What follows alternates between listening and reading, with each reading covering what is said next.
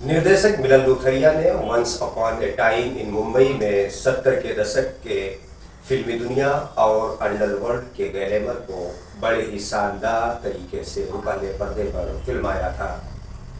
इस फिल्म में mafia don सुल्तान मिर्जा की गर्लफ्रेंड का रोल कंगना रनौत ने निभाया था। 2024 के लोकसभा चुनाव में एक राजा और एक रानी की कहानी पर लगातार चर्चा की जा रही है। हिमाचल प्रदेश के मंत्री और मंडी लोकसभा सीट से कांग्रेस के उम्मीदवार विक्रमादित्य सिंह और कंगना रनौत चुनावी मैदान में आमने सामने हैं। दरअसल बीजेपी ने मंडी लोकसभा सीट से फिल्म अभिनेत्री कंगना को चुनावी मैदान में उतारा। तभी से यह माने जाने लगा था कि कांग्रेस इस बार विक्रमादित्य सिंह की माता और वर्तमान सांसद प्रतिभा सिंह के बजाय उनके बेटे को चुनावी मैदान में उतारने वाली है।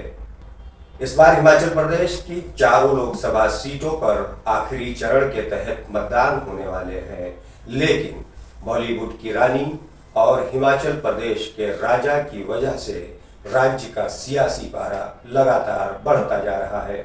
मंडी लोकसभा सीट में 6 जिलों के 17 विधानसभा क्षेत्र आते हैं। इनमें से 3 विधानसभा अनुसूचित जनजाति के लिए और 5 अनुसूचित जाति के लिए आरक्षित है। चुनावी मैदान में आमने सामने आने की वजह से कंगना और विक्रमादित्य एक दूसरे के खिलाफ लगातार तीखे हमले कर रहे हैं। कई बार उनके हमले राजनीतिक सीमा को पार करते हुए निजी भी हो चुके हैं। हिमाचल के राजा ने बॉलीवुड की रानी कंगना को मौसमी राजनेता बताकर उन पर गंभीर आरोप लगाते हुए कहा था कि वह गाय का गोश्त खाती है। इन आरोपों के बाद कंगना ने पलटवार करते हुए उनसे सबूत मांगे और उन्हें छोटा पप्पू करार दिया था। एक दूसरे पर जुबानी हमलों के मामलों में दोनों अभी तक एक से बढ़कर एक नजर आ रहे हैं। लेकिन सबसे बड़ा सवाल ये है कि चुनाव में कौन किसे पटकनी दे पाएगा। विक्रमादित्य सिंह चुनावी प्रचार के दौरान लगातार केंद्र की मोदी सरकार और कंगना पर हमला बोल रहे हैं। वह कंगना से सवाल पूछ रहे हैं कि जब पिछले साल हिमाचल में प्राकृतिक आपदा आई थी और भीषण बारिश हुई थी, तब वह कहाँ थे। इतना ही नहीं, उनका आरोप है कि इस दौरान मोदी सरकार ने राज्य सरकार की पर्याप्त मदद नहीं की और राज्य के विकास के लिए मिलने वाले फंड में भी कटौती कर दी थी। जबकि कंगना रनौत राज्य की कांग्रेस सरकार पर भ्रष्टाचार में लिप्त होने और चुनाव से पहले किए गए वादों से मुकरने का आरोप लगाया है। अगर इस सीट की बात करें तो मंडी से बीजेपी के सांसद रहे रामस्वरूप शर्मा के निधन के बाद साल 2021 में इस सीट पर उपचुनाव हुए थे, जिसमें विक्रमादित्य सिंह की माता प्रतिभा सिंह ने करीब 10,000 वोटों से जीत हासिल की थी।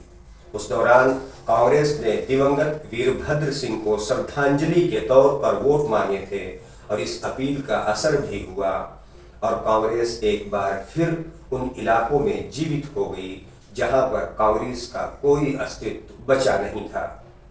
साल 2014 और 2019 के चुनाव में मंडी सीट बीजेपी के खाते में गई थी। 2014 के चुनाव में बीजेपी ने कांग्रेस की प्रतिभा सिंह के सामने पंडित रामस्वरूप शर्मा को चुनावी मैदान में उतारा था। उसके बाद 2019 के लोकसभा चुनाव में एक बार फिर से भाजपा ने रामस्वरूप शर्मा पर भरोसा जताते हुए उन्हें चुनावी मैदान में उतारा, तो वहीं कांग्रेस ने उनके सामने पूर्व केंद्रीय मंत्री पंडित सुखराम के पोते आश्रय शर्मा को चुनावी मैदान में उतारा।